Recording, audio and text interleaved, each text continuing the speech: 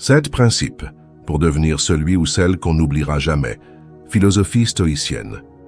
Pourquoi certaines personnes ne réalisent-elles ta valeur qu'une fois que tu es parti? Ce paradoxe brûle souvent en silence.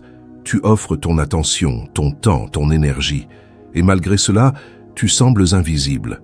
Pourtant, quand tu t'éloignes, soudain les regards changent, les regrets apparaissent. Ce n'est pas un hasard. C'est le prix de l'authenticité dans un monde où beaucoup préfèrent le paraître à la vérité de l'être. Tu ressens alors ce tiraillement intérieur, vouloir rester fidèle à toi-même tout en craignant d'être oublié. Tes émotions se heurtent entre la discipline que tu t'imposes et la peur de décevoir. Tu souris quand tu veux crier, tu pardonnes quand tu voudrais partir, parce que quelque part on t'a appris que la valeur se prouve par la patience plutôt que par les limites. Et dans cette lutte silencieuse, la solitude s'installe. Tu regardes autour de toi et tout le monde semble jouer le même rôle, cacher ses blessures, lisser son authenticité pour plaire. Mais au fond de toi, une voix murmure qu'il existe une autre voix, celle où la force intérieure se forge dans la cohérence entre ce que tu ressens et ce que tu incarnes. Le stoïcisme te montre qu'il n'y a rien de plus noble que de vivre selon ses principes. Alors pourquoi attendre encore pour redevenir entier? Combien de temps vas-tu laisser ton estime dépendre du regard des autres? La philosophie stoïcienne n'est pas une théorie abstraite, c'est une manière urgente de se réapproprier sa vie. Elle t'invite à retrouver cette confiance en soi qui ne tremble plus devant le rejet, parce qu'elle tire sa solidité de l'intérieur. Ce sentiment d'injustice ou de rejet n'est pas un signe de faiblesse, c'est un signal. Il t'appelle à te recentrer sur ce qui compte vraiment, ta dignité, ta clarté intérieure, ta liberté émotionnelle. Être inoubliable ne vient pas du besoin d'impressionner, mais du courage tranquille d'incarner ses valeurs, même quand personne ne regarde. Comme l'écrivait Épictète, ce qui trouble l'homme, ce ne sont pas les choses, mais les jugements qu'il porte sur elles. Ici, aux méditations stoïciennes, nous explorons ces enseignements anciens pour t'aider à transformer tes blessures en sagesse et à faire grandir ta discipline sans perdre ton authenticité. Chaque vidéo est une invitation à vivre avec plus de force intérieure et plus d'intégrité personnelle. Si ce que tu entends résonne en toi, abonne-toi à notre chaîne Les Méditations Stoïciennes. Laisse-nous un like sous cette vidéo pour soutenir notre travail et partage en commentaire ce que signifie pour toi vivre selon ces principes. Ensemble, faisons de chaque réflexion un pas vers la sérénité véritable, celle qui fait de toi une personne qu'on ne regrettera jamais d'avoir connue, mais toujours d'avoir perdue.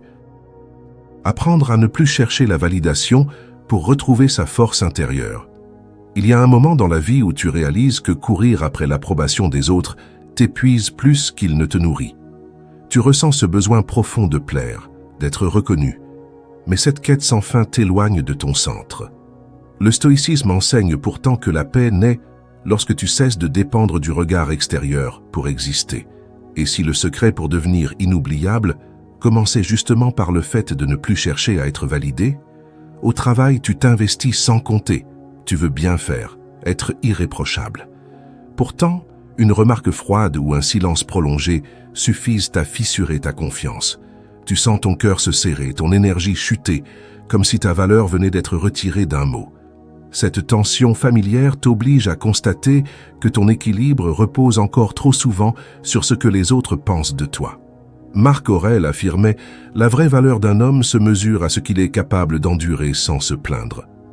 Ce que l'empereur voulait dire, c'est que le respect authentique ne se mendie pas, il s'incarne. En observant ton trouble au travail, le sage t'inviterait à recentrer ton attention sur ta propre cohérence plutôt que sur la validation extérieure. C'est là que commence la discipline intérieure, dans la maîtrise de tes réactions face à ce qui échappe à ton contrôle. Reconnaître cette fragilité n'est pas une faiblesse, c'est une lucidité noble. Tu as appris à chercher l'amour et l'approbation comme des preuves d'existence, mais aujourd'hui, tu peux choisir autre chose. Ressentir le vide laissé par un compliment manquant ou un regard indifférent n'a rien d'anormal. C'est simplement le signal qu'il est temps de bâtir ta sécurité sur des fondations plus solides. Épictète expliquait N'attends pas que les événements arrivent comme tu le souhaites. Décide de vouloir ce qui arrive et tu seras heureux. Cela ne signifie pas renoncer à tes désirs, mais transformer leur nature. Au lieu de chercher à être aimé, cherche à être aligné. C'est ainsi que tu commences réellement à vivre selon tes principes, non pour plaire, mais pour être juste envers toi-même. Et c'est cette fidélité tranquille qui attire le respect et forge peu à peu ta force intérieure. Plus tard, dans un cadre familial plus intime, tu remarques une différence subtile. Là où autrefois, une critique t'aurait blessé pendant des heures, tu respires simplement avant de répondre avec calme. Tes proches sentent ce changement sans toujours comprendre d'où il vient. C'est le reflet silencieux de ton autonomie retrouvée. Tu n'as plus besoin d'avoir raison pour exister. Ta paix suffit désormais. Apprendre à ne plus chercher la validation extérieure est un acte de courage rare. Cela demande patience, constance et honnêteté envers soi-même. Mais chaque fois que tu choisis la cohérence plutôt que l'approbation, tu renforces ton respect intérieur et ta liberté émotionnelle. Et c'est dans cette indépendance tranquille que s'enracine la personne qu'on regrettera toujours d'avoir laissé partir. Comprendre que la discipline forge le respect silencieux. Il y a des jours où tu ressens que ton engagement semble passer inaperçu, comme si ton sérieux n'avait plus de valeur dans un monde bruyant. Pourtant, c'est souvent dans le silence que se construit le véritable respect. Non pas celui qu'on réclame, mais celui qu'on inspire. Le stoïcisme nous enseigne que la rigueur personnelle est une forme d'amour-propre, une manière d'honorer ses choix et de vivre selon ses principes. Et si ta constance, ta persévérance tranquille était justement ce qui te rendait capable de devenir inoubliable.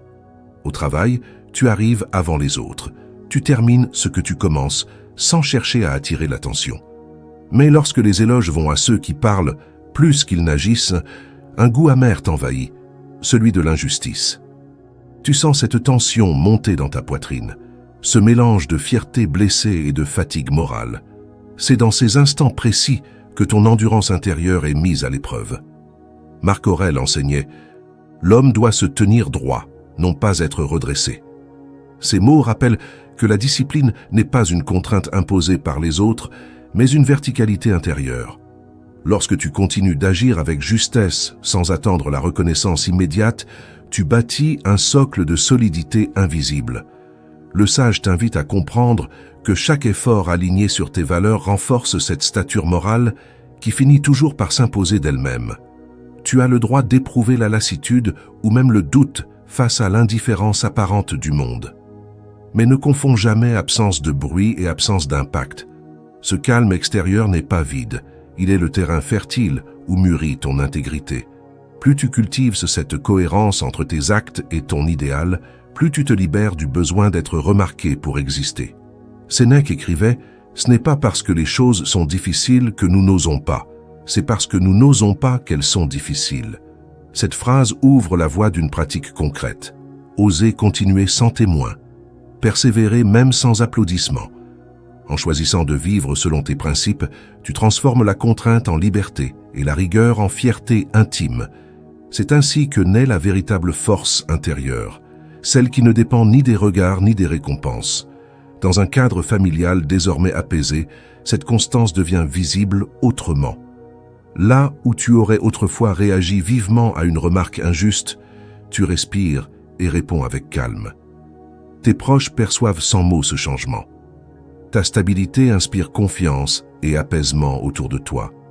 Ta sérénité devient contagieuse, preuve silencieuse que la maîtrise de soi rayonne bien au-delà du travail. La discipline, lorsqu'elle est habitée par l'authenticité, devient une lumière douce plutôt qu'une armure froide. Elle façonne une présence stable qui rassure autant qu'elle impressionne. En choisissant chaque jour la fidélité à toi-même plutôt que la quête d'attention, tu montres qu'il existe une noblesse dans la constance discrète. Et c'est souvent cette dignité tranquille qui fait de toi quelqu'un qu'on respecte profondément. Parfois trop tard pour te retenir. Accepter ces cicatrices comme les marques d'une authenticité vraie. Il existe une beauté particulière dans les choses imparfaites. Le stoïcisme nous apprend que ce ne sont pas nos blessures qui nous diminuent, mais la honte que nous en éprouvons. Chaque marque, chaque épreuve vécue façonne cette authenticité que tant dissimulent par peur du jugement. Et si accepter pleinement tes cicatrices était le premier pas pour devenir inoubliable? Dans un contexte intime, tu croises ton reflet et remarques une trace du passé, une erreur, un souvenir douloureux, un lien brisé. Tu détournes parfois le regard, espérant effacer ce que tu ressens encore. Ce petit pincement au cœur te rappelle combien il est difficile d'aimer son histoire entière. Pourtant, c'est dans cette honnêteté silencieuse que commence la réconciliation avec toi-même. Sénèque disait « Aucun vent n'est favorable à celui qui ne sait pas où il va ». Ces mots résonnent ici comme une invitation à accepter ton parcours sans phare. Tes blessures ne sont pas des obstacles à ton cheminement, mais les repères de ta progression intérieure. En cessant de te juger pour ce qui t'a marqué, tu cesses aussi de lutter contre toi-même. Ce retournement du regard est déjà une forme de force intérieure. Tu n'as pas à minimiser ta douleur, ni à glorifier ta souffrance. Reconnaître que certaines expériences t'ont changé n'est pas un signe de faiblesse, mais de lucidité. Il s'agit de comprendre que chaque faille contient une leçon précieuse sur ta propre solidité. C'est ainsi que naît la véritable confiance en soi, non dans la perfection, mais dans la paix avec ton imperfection. Marc Aurèle enseignait « Ce qui empêche l'action devient l'action elle-même ». Cette sagesse montre que la blessure peut devenir moteur si tu choisis d'en faire une source d'apprentissage plutôt qu'un poids à cacher. Pratiquer cette vision au quotidien revient à vivre selon ses principes, à transformer la douleur en connaissance de soi et le doute en maturité émotionnelle. C'est cette alchimie intérieure qui rend ta présence singulière et mémorable. Plus tard, au sein de ta famille, tu remarques le changement subtil. Là où tu taisais autrefois tes émotions, tu oses désormais parler avec calme et transparence. Ceux qui t'écoutent perçoivent cette sérénité nouvelle, celle d'une personne réconciliée avec son passé.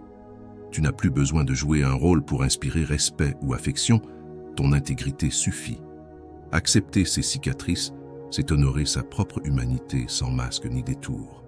C'est comprendre que la noblesse d'un être réside dans sa capacité à se relever sans renier ce qu'il a traversé. En choisissant l'honnêteté plutôt que la perfection, tu deviens naturellement ce repère tranquille qu'on admire et qu'on retient longtemps après son départ, parce qu'il incarne la vérité sans peur ni phare. Trouver la confiance en soi quand le doute voudrait tout effacer. Il y a ces instants où tu te sens envahi par le doute, comme si chaque pas risquait de te trahir. Tu remets en question tes choix, ta valeur, ton chemin, et cette incertitude érode lentement ta sérénité. Pourtant, selon le stoïcisme, la stabilité ne naît pas d'une absence de peur, mais de la capacité à avancer malgré elle. Et si la clé pour vivre selon tes principes était justement d'apprendre à rester debout, même lorsque ton esprit vacille? Dans un cadre professionnel, tu termines un projet important. Tu as travaillé avec soin, persévéré face aux obstacles, mais au moment de le présenter, une voix intérieure murmure « Tu n'es pas assez bon ». Ton souffle se bloque, tes mains tremblent que légèrement, et tu ressens cette tension familière entre ton effort sincère et la crainte du jugement. Ce conflit intime est universel. L'épreuve du doute ne vient jamais des autres, mais de ce qu'on croit manquer en soi. Sénèque affirmait « Ce n'est pas parce que nous doutons que nous échouons, c'est parce que nous cessons d'agir que nous échouons vraiment. » Ces mots rappellent que la discipline n'est pas seulement une rigueur extérieure, mais un ancrage intérieur qui t'empêche de fuir devant l'incertitude. Le sage t'inviterait à voir dans chaque moment de fragilité non une faiblesse, mais un terrain d'entraînement pour ta force intérieure. Le doute devient alors ton professeur plutôt que ton juge. Reconnaître cette vulnérabilité n'a rien d'un aveu d'impuissance. Elle montre simplement que tu es conscient des exigences que tu t'imposes et du besoin de cohérence entre ton idéal et tes actes. Cette lucidité est précieuse. Elle ouvre la voie à l'humilité véritable, celle qui ne cherche plus à prouver, mais à comprendre. C'est en acceptant ce trouble intérieur que commence la véritable transformation. Marc Aurèle enseignait « L'âme devient teintée de la couleur de ses pensées ». Cette sagesse invite à nourrir ton esprit avec des convictions justes plutôt qu'avec des peurs héritées. Chaque fois que tu choisis de te recentrer sur tes valeurs plutôt que sur ton anxiété, tu renforces ta clarté et apprends à devenir inoubliable sans bruit ni démonstration. Ce recentrage patient est un acte quotidien d'amour-propre. Plus tard, dans un moment familial calme, une remarque critique aurait autrefois ravivé tes insécurités. Mais cette fois-ci, tu écoutes sans t'effondrer, ni t'excuser excessivement. Tu expliques avec douceur ce que tu ressens et restes ancré dans ta position. Tes proches perçoivent quelque chose de nouveau dans ton regard. Cette assurance tranquille n'est non du besoin d'avoir raison, mais du courage d'être aligné. La confiance en soi, lorsqu'elle s'enracine dans l'authenticité, cesse d'être un état fragile pour devenir une posture durable. Elle ne réclame plus les applaudissements du monde car elle trouve sa source dans la paix intérieure. En cultivant ce rapport apaisé avec toi-même, tu découvres qu'il n'y a rien à prouver, seulement à incarner. Et c'est précisément cette simplicité courageuse qui te rend digne du respect silencieux, celui qu'on garde longtemps en mémoire quand on réalise trop tard ce qu'on a perdu. Osons entrer dans la 5e leçon. Poser des limites sans perdre sa bienveillance. Il y a une frontière invisible entre la bonté et l'abandon de soi. Beaucoup confondent compassion et effacement, croyant qu'aimer signifie toujours céder. Pourtant, le stoïcisme nous enseigne que la vraie noblesse consiste à vivre selon ses principes, même lorsque cela déplaît. Et si poser des limites n'était pas un signe de froideur, mais la condition même pour devenir inoubliable, au travail, tu dis souvent oui par réflexe. Un collègue te confie une tâche urgente, un autre te demande de rester plus tard. Ton cœur veut t'aider, mais ton corps se tend et ton esprit s'épuise. Tu ressens ce poids sourd dans la poitrine, ce mélange de culpabilité et de colère retenue. Et quand tu tentes enfin de dire « non », ta voix tremble, comme si refuser te rendait moins aimable. Sénèque écrivait « Celui qui ne sait pas où il va ne trouvera jamais de vent favorable ». Ces mots rappellent que poser une limite, c'est d'abord savoir où commence ton intégrité. Le stoïcien ne cherche pas à plaire à tout prix. Il agit avec justesse, guidé par la conscience plutôt que par la peur du rejet. Dire non n'est pas fermer une porte, c'est préserver ton espace intérieur pour pouvoir donner avec clarté quand tu choisis d'ouvrir. Ce trouble intérieur est légitime. Tu as été éduqué à croire que refuser blessait, que t'affirmer menaçait l'harmonie. Mais en vérité, l'absence de frontières engendre bien plus de distance que le mot « non ». Chaque fois que tu dépasses tes propres limites pour éviter un conflit, tu abandonnes un peu de ta paix. Apprendre à reconnaître cette fatigue morale est déjà un acte d'amour envers toi-même. Épictète disait « Nul homme n'est libre s'il n'est pas maître de lui-même ». En appliquant cette sagesse au quotidien, tu découvres que définir ce qui est acceptable ou non te libère plus qu'un excès d'indulgence. Refuser calmement devient alors un geste noble, une manière discrète de vivre selon tes principes sans dureté inutile. Tu ne cherches plus à contrôler les autres, mais seulement à gouverner ton énergie avec respect. Et puis, vient le moment où cette discipline douce se manifeste ailleurs, dans ta famille cette fois-ci. Un proche insiste pour imposer son avis sur ta vie personnelle. Au lieu de te taire ou d'exploser, tu écoutes puis exprimes fermement ton point de vue. L'atmosphère reste calme mais différente. Chacun perçoit la solidité tranquille derrière ton sourire. Ta sérénité devient une présence rassurante plutôt qu'une résistance. Poser des limites sans perdre ta bienveillance n'est pas une technique relationnelle. C'est un art spirituel fondé sur la conscience et la cohérence intérieure. En apprenant à équilibrer ouverture et fermeté, tu montres qu'il est possible d'être bon sans être malléable. C'est ainsi que naît le respect durable, celui qu'on ne réclame pas, mais qu'on inspire naturellement. Et c'est souvent ce calme ancré qui fait dire aux autres bien trop tard « il avait cette force tranquille ». On ne retrouvera jamais cela ailleurs. Reprenons souffle avec la 6e leçon. Cultiver la paix intérieure quand le monde s'agite autour de soi. Il y a des jours où tout semble te pousser à réagir. Les injustices, les jugements, les imprévus. Le tumulte extérieur devient un miroir du désordre intérieur et tu sens ta sérénité se fissurer. Pourtant, la philosophie stoïcienne enseigne que c'est précisément dans la tempête que se forge la force intérieure. Et si la vraie liberté consistait à vivre selon ses principes, même quand tout autour de toi crie à l'urgence. Dans les transports, tu avances parmi la foule, quelqu'un te bouscule sans s'excuser, un autre se plaint bruyamment, ton esprit s'irrite avant même que tu t'en rendes compte. Tes épaules se tendent, ton souffle devient court, et tu sens cette impatience monter comme une vague. Ce moment anodin révèle combien ton calme dépend encore du comportement des autres. C'est une scène banale, mais elle reflète ta bataille silencieuse pour rester maître de toi. Sénèque affirmait « Ce n'est pas le vacarme qui trouble l'homme, mais son incapacité à rester tranquille au milieu de lui. » Ces mots rappellent que l'agitation extérieure n'a pas de pouvoir sur celui qui garde sa clarté intérieure. En observant ton irritation, le sage t'inviterait non pas à fuir le bruit, mais à y demeurer lucide. La paix véritable ne s'obtient pas en contrôlant le monde. Elle naît dans l'art d'en maîtriser l'écho en soi. Tu n'as pas à te blâmer pour ce trouble intérieur. Il témoigne simplement d'une conscience plus fine de tes réactions. Le stoïcien n'est pas un être froid ou détaché. Il ressent pleinement chaque émotion, mais choisit ce qu'il en fait. Reconnaître que ton calme dépend parfois des circonstances est déjà un progrès, car c'est seulement en voyant tes propres attachements que tu peux commencer à t'en libérer. Marc Aurèle enseignait « La tranquillité vient de l'ordre dans les pensées ». Ce rappel simple ouvre une voie concrète. Avant de répondre ou d'agir, prends un instant pour respirer et observer ce qui t'anime vraiment. En cultivant cette discipline douce, tu redécouvres cette authenticité tranquille qui fait devenir inoubliable sans forcer l'admiration. Chaque silence choisi devient alors un acte de puissance silencieuse.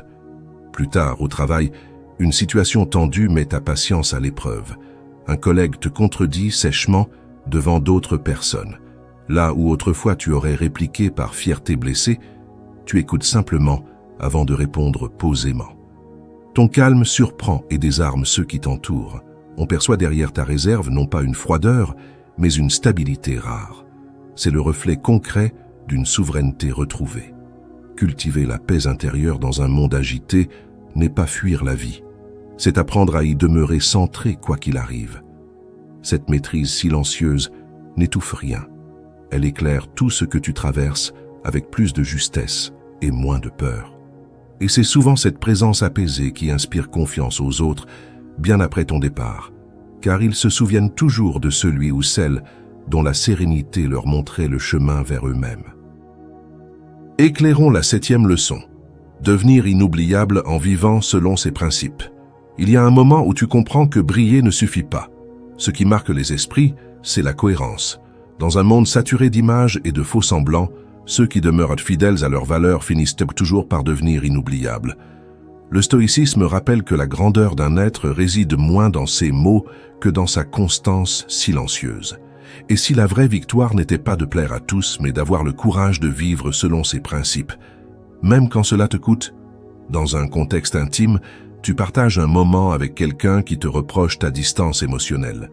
Tu sens ton cœur hésiter entre t'expliquer ou te justifier, mais au fond de toi, tu sais que ton calme n'est pas du désintérêt. C'est une forme de respect envers toi-même. Tes mains se crispent légèrement, ton souffle se raccourcit et tu ressens cette tension familière entre authenticité et peur d'être mal compris. Ce trouble intérieur révèle combien il est difficile de rester fidèle à soi sans craindre de perdre l'autre. Marc Aurèle écrivait « Ce n'est pas la gloire qui rend l'homme vertueux, mais la vertu qui rend l'homme digne de gloire. » Ces mots rappellent que la véritable reconnaissance naît de l'intégrité, non du paraître.